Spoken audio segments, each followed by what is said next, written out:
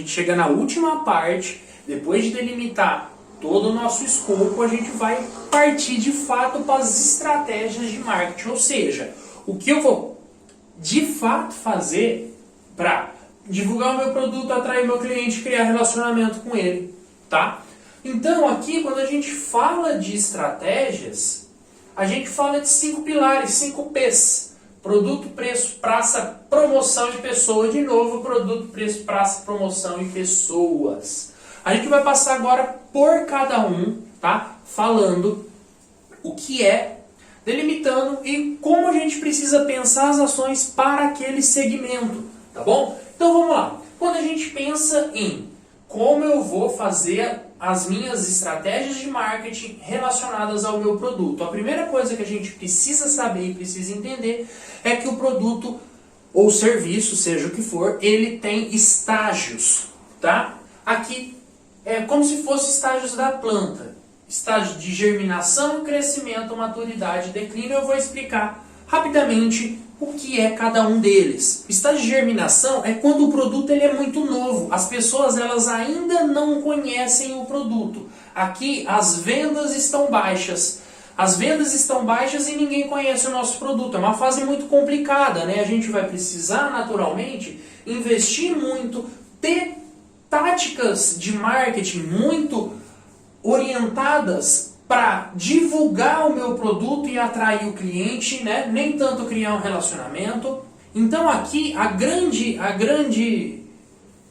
desafio é de fato chamar o nosso cliente a experimentar o nosso produto, né? Então aqui, por exemplo, eu posso utilizar preços promocionais, né? Então hoje, por exemplo, Netflix é player principal no mercado de streaming. Hoje você, mês após mês, tem promoções da Amazon Prime dando 2, 3, 4 meses de graça. Por quê? Porque este produto em especial ele está na fase de germinação, tá?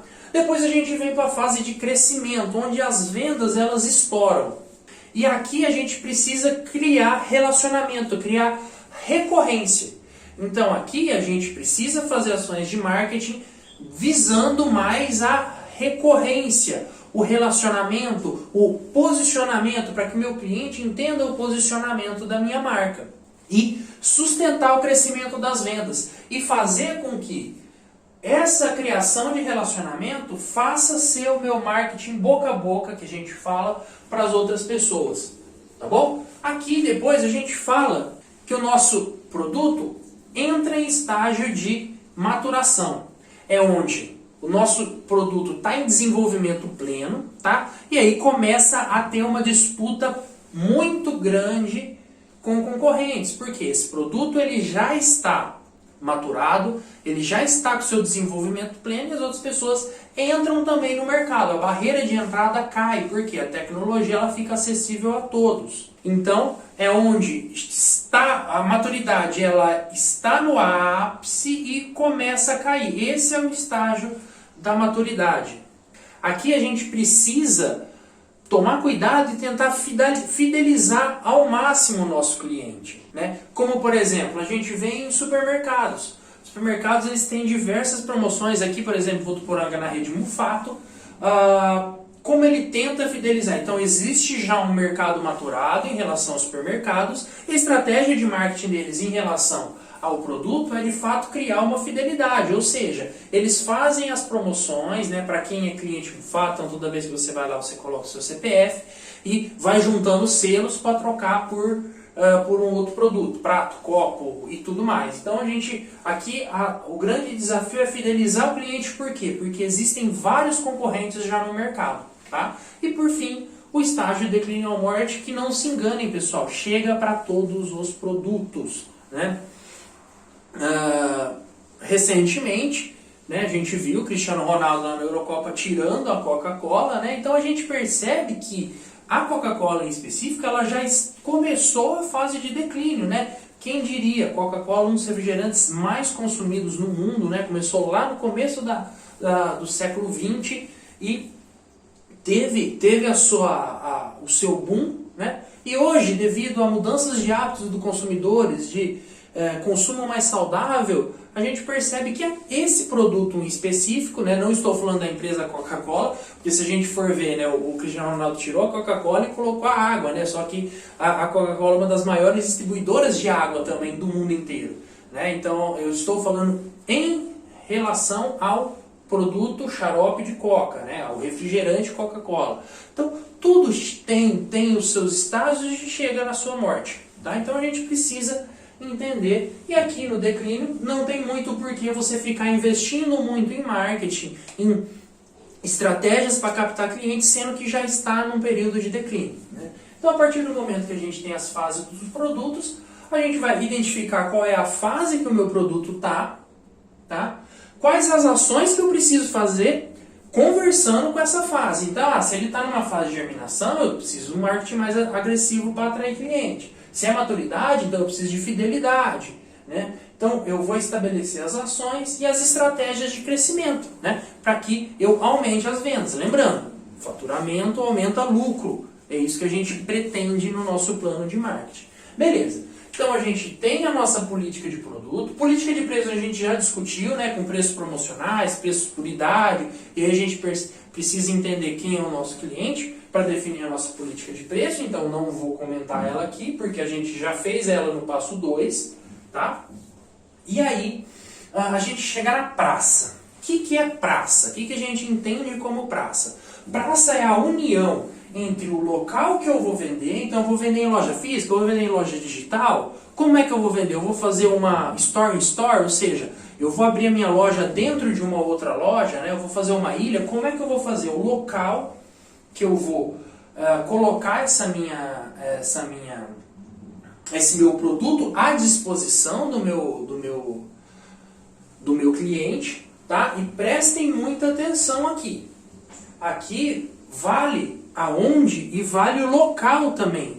Quando eu digo assim, qual é o horário de funcionamento, qual é a cidade, né? Então aqui a gente precisa muitas vezes visitar o local, ver quais os horários de pico, quais os hábitos dos consumidores naquele determinado local. Tá? Então quando a gente fala local, a gente precisa não só escolher um e que seja, né? Então a gente precisa entender muito bem aonde a minha empresa estará localizada, onde eu vou disponibilizar esse meu produto para o meu cliente. Então, se for uma loja de roupa, por exemplo, eu preciso estar em shoppings, eu preciso estar em ruas movimentadas. Se for uma empresa de engenharia, muitas vezes eu não preciso, porque os hábitos dos meus consumidores de uma loja de roupa, que compra mais por impulso, que tem que ver a vitrine, são diferentes dos consumidores, por exemplo, de uma construtora, né, que vai planejar a sua casa, né, com mais calma, e muitas vezes então se justifica uma presença grande na internet de uma construtora. Por quê? Porque a pessoa vai pesquisar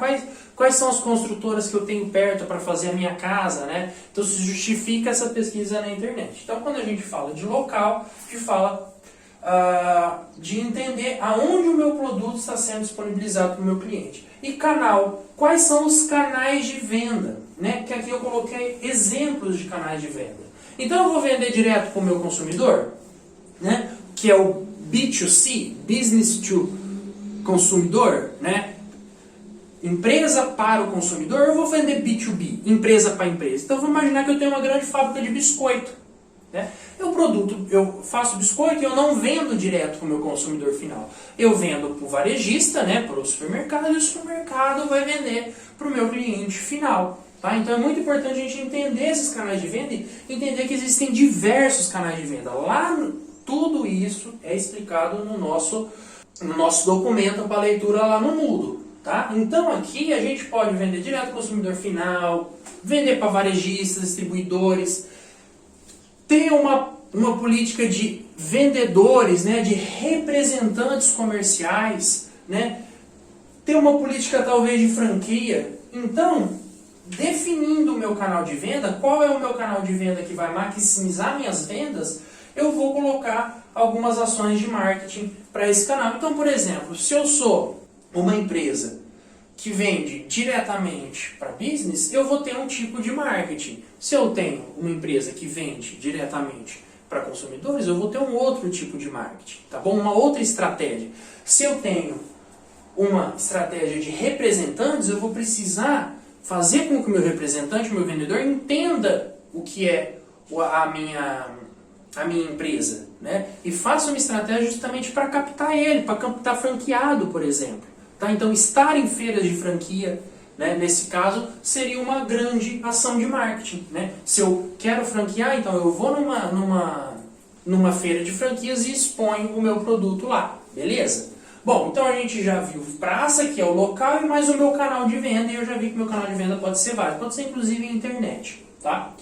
Aí depois a gente fala que é promoção, não é promoção de preço, tá? É promoção do produto. Então como é que a gente vai fazer a promoção? A promoção, então, ela serve para mostrar para o meu cliente, ó, esse aqui é o meu produto prazer, tá? Esse aqui é o meu produto e o diferencial dele é esse. Então presta atenção, toda vez que a gente está falando de promoção, eu preciso informar o que é o meu produto, qual é o diferencial dele, aonde eu vou encontrar, como eu vou comprar, tá? E também lembrar, né, quem já consumiu o meu produto, que o meu produto existe, tá? Presta atenção, aqui já coloquei algo muito importante relacionado à ética, tá? Por quê? Porque a gente precisa ser transparente com os nossos clientes e com o mercado em geral, tá? Hoje a gente não pode fazer uma política de promoção predatória, né? Não é o objetivo, por mais que seja o lucro final, não é tudo pelo lucro, tá bom? Então aqui a gente tem uma responsabilidade, né? A partir do momento que a gente está comercializando alguma coisa, a gente tem responsabilidades muito grandes, tá bom? Então aqui sempre lembrar da ética na promoção dos nossos produtos, tá bom? E aí como que eu vou fazer isso? Eu vou fazer por panfletagem, eu vou fazer por internet, por TV, por rádio? Isso vai depender muito do público que eu quero atingir, né? De qual o meu posicionamento, que eu já defini lá atrás. Então percebe que a gente passou a última aula definindo o que a gente é, o que a gente vai vender, para quem que a gente vai vender, para aqui mesmo a gente definir, ó, eu vou informar o meu produto por meio da internet. Ah não, no meu caso é por meio de rádio que é melhor, tá? Então aqui a gente está definindo já as estratégias. Beleza, eu entendi para que serve a informação, para que serve a promoção, né? E dentro dessa promoção precisa estar muito claro a existência do meu produto, quais são as qualidades, aonde e como eu faço para comprar e lembrar o pessoal que já comprou o meu produto, beleza? Bom, e aí a gente vai para a nossa última parte aqui, que são as pessoas. E as pessoas não são os clientes mais, mas são meus colaboradores, tá? E a gente precisa ter muito claro essa relação. Na verdade, a empresa não é só o dono, e sim os colaboradores. E esses carinhas aqui precisam estar motivados para quê? Para a gente criar o relacionamento com o nosso cliente. Isso é muito importante, para a gente gerar recorrência. Então, muitas das vezes, a gente estabelece o nosso plano de marketing sem pensar na nossa própria empresa, sem pensar na política de recursos humanos da nossa própria empresa, sem pensar que o meu colaborador ele precisa entender quem é a minha empresa. Então, mais do que motivação aqui, o meu colaborador precisa ter informação do posicionamento da minha empresa. Por que é importante, né? Qual é a visão de mundo dessa empresa? E aí a gente precisa pensar em 4 tópicos aqui. A gente precisa pensar em sempre estar realizando treinamentos, né, para que o nosso colaborador ele se qualifique e ele também entenda o mercado por trás da nossa empresa, uma comunicação transparente, tá? Então, uma empresa para dar certo, tudo tem que ser muito transparente entre o encarregado e o colaborador. Então, essa comunicação ela é muito importante, ela tem que ser ética, tá? E à medida que ela é ética, o meu colaborador vai ter informação correta e vai estar motivado. E também se não estiver motivado, beleza, ele tem outras oportunidades, ele tem outras empresas que motivem melhor ele, tá? Então, essa comunicação do que a gente espera, do que a gente é, o que a gente faz, tem que ser muito claro entre a empresa e os colaboradores, tá? Também a gente precisa entender a política de avaliação e remuneração, né? Por quê? Porque é óbvio que a partir do momento que a gente tem um colaborador, esse colaborador ele ajuda a gente a ganhar lucros, né? A faturar. E aí a gente precisa deixar muito claro para ele que quanto mais faturar, melhor para a empresa. E por que não fazer políticas de remuneração em relação ao desempenho dele? Né? Por quê? Porque o colaborador, mais do que o empregado, ele tem que entender que é seu sócio. Você tem que ter essa mentalidade também. Que, na verdade, a empresa é de todo mundo. Se a empresa crescer, o meu colaborador ele precisa ser remunerado melhor. Né? Aqui a gente tem que entender muito essa questão para que a gente faça essa interligação muito importante entre empresa e colaborador. E que essa interligação ela seja simbiótica. Ou seja, que o meu colaborador entenda que quanto mais eu faturar, mais a empresa vai para frente. Quanto mais a empresa vai para frente, mais ele também vai para frente, porque ele é um sócio da empresa, né? Embora ele não tenha ações. Mas isso só é verdade se a empresa enxergar essa relação, né? E não estabelecer também uma política de remuneração predatória, né? Que é um tiro no pé, tá bom? Então aqui a gente precisa também entender muito as pessoas, os nossos colaboradores, tá? Para definir estratégias para criar o relacionamento muito bom com o meu cliente, mas também com os meus colaboradores. Então, as estratégias de treinamento, comunicação, avaliação e remuneração das pessoas da minha empresa também estarão dentro do plano de marketing. Beleza? Ficou claro? Bom, muita informação. É aqui onde a gente vai estabelecer as estratégias de marketing. Lá no nosso documento que tem uma tabela onde vocês vão organizar todas essas informações, tá? Então, fiquem atentos, façam a leitura com atenção, tá?